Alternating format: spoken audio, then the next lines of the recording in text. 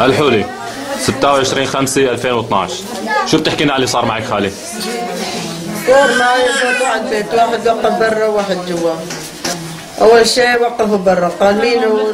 طلعت كنتي وبنتي. قالوا لي والله ما عندنا حد، ما بغير زلوم، هو ما زلومنا ما هو، ما بغير النسوان نحن أولادنا. ولا واحد وقف برا وواحد فوت لجوا، من فوت لجوا حصر بالزاوية حصروا وصار رش عليه. هو هيك طاب ملتهي هيك وانا وقفت ورا الباب، يعني يكون ملتفت هيك يشوفني. كم واحد هني؟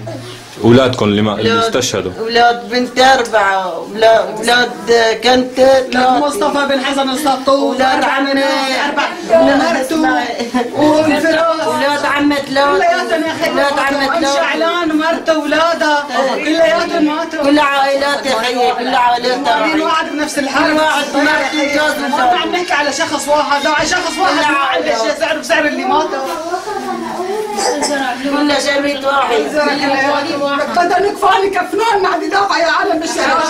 والله بالشراش والله بالشراش مع دافع.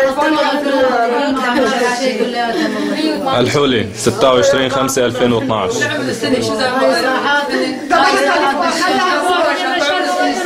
هذا الطفل دار على السجن، حرق سجن زيتون لسه ما طبق السنين وغيره.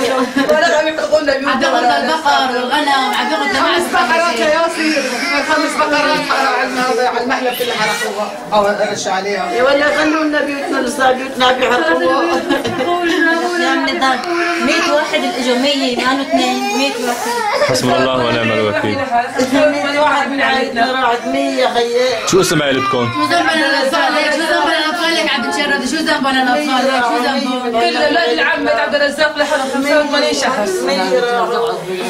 ولا الشبيحه اللي نزلت قد الحيطه الشبيحه لابسين مروه تبويه بس لابسين اخذهم من القبو من الفلاح، من القبو من الفلاح. يا عمي ضال الشبيحه اللي نزلت دفن لابسين مروه اسود بزعمات الرياضه عند تحت ضربوهم لا صورنا بس هو النحل بس خبينا بسطانات التبانات نفدنا. علينا رصاص وصواريخ وعنا عارف كيف نطلع، ما استجبنا نطلع، حبسوا بيننا رصاص برجع طخ علينا. أين أنتم أيها العرب؟ ايوه عرب، وين العرب؟ كنت بشوف العالم بشد من بيوتها، وين العرب؟ في عرب موجودين. العرب بدهم يذبحوا بنسوان واحد واحد. عم يبعثوا لنا هذول المراقبين من هون، دغري هن بيروحوا من هون بيكونوا قصفوا لنا اللي بيوت من هون. صاحبنا الشام غيروا لنا بنطلع بقصفوا لنا اللي